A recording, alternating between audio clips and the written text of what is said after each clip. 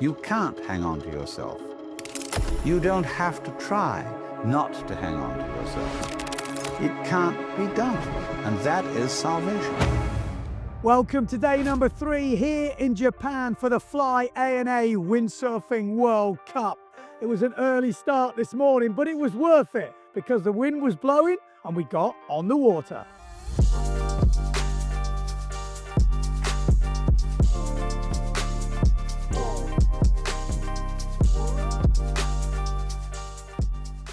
In the women, we saw some great battles in the semi-finals with some of the new girls really putting on a show. But in the end, it was the usual suspects in the final. So all eyes in the final were at the front of the fleet where reigning tour leader Justine Lemeteyer and Lina Eržen. Who would get that first win? Well, it was a great battle down that first reach. But in the end, it was Justine Lemeteyer that came out on top, and she led from start to finish. Yeah, with the timing it was okay start, but I think my option was not so good with the pin because I couldn't accelerate with the wind shift. But in the end, got a nice first drive and then make it safe till the end. So yeah, happy to kick off with a bullet is good. Eržen put on a great battle, showed some good speed, but she nearly lost it in a fight with Blanca Alabau, and how she stayed on was pretty impressive stuff. And managed to secure that second spot and keeps her still in the hunt for the world title. Blanca Alabau in a great battle with Marion Mortefon on her comeback trail, but it was the Spaniard that took third. It was really tricky day, like the semi-finals, it was super light, so I was the only one diving in the end and get planing into the start. The rest they were standing and then pumping to start. And then the finals, it was also really tricky.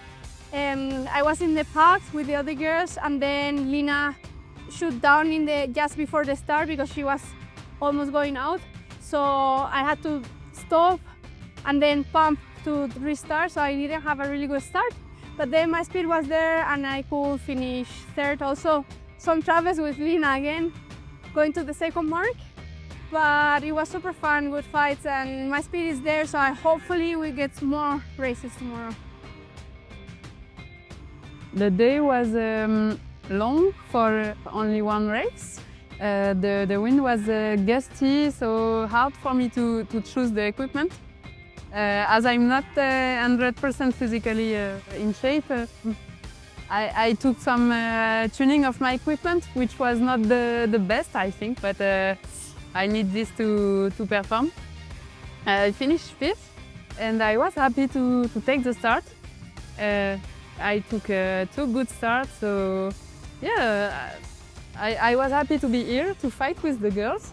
And a special mention from Maya Gysler from Norway. A great showing from the IQ foiler in her first ever PWA competition. In the men, as usual, we saw some great racing in those early rounds. Lots of Japanese going head to head with each other. Who will be on top at the end of the week? Well, we'll have to find out. But as usual, the main players all making it to the final, apart from Amado Vrieswijk didn't make the final. So the main players all making the final. We kicked off going down the first reach. Johan So had a good start. Matteo Yakido had a good start. They were going head to head, but it was Johan who just squeaked ahead of Matteo at the mark and went round in first place. And that was the way it stayed. Johan controlled the race and took the first elimination win. Yeah, I had a good start from the bottom, and I think I have to watch, but I was pretty much leading from the start. And then, I was just doing my own thing, but Matteo was quite close, so I could really feel he was there. But I think it was a good race. When you're out in front like you are, do you look behind you or do you just kind of feel the people around you? I think a little bit of both for sure. I look like try and control the fleet a little bit to my advantage. So both. Matteo seemed happy to cruise around in second. That would be enough for him to take the world title, and that is what he is fixed on. Matteo second in that opening elimination, but solid positioning for the world title race. How are you feeling about it? Yeah, I think, as I said, I want to take day by day, race by race. I had a good start, and I tried to control it, and I was a little quicker maybe than Johan on starboard tack, but he's such a solid racer that would have been risky to attack him. So. But what about third and fourth? The battle was on. Maciej Rakowski went around the last mark in third place, ahead of Pierre Mortefon. Surely that was enough. But no, Mortefon took a low line and managed to sneak third place ahead of the Polish rider. Pierre, what a battle you had with Maciej. Talk me through it. Yeah, I think he had the best start on the middle. He didn't have a really good start. It's super tricky on the starting area. But then I knew that I was maybe touch faster, and I was always coming back. But then at the mark he was pointing, then he was jabbing well and not too much mistakes. So at the last reach I say, yeah, let's go. So that was it for Elimination 1. The major players all in the correct places, but we went straight in to Elimination 2.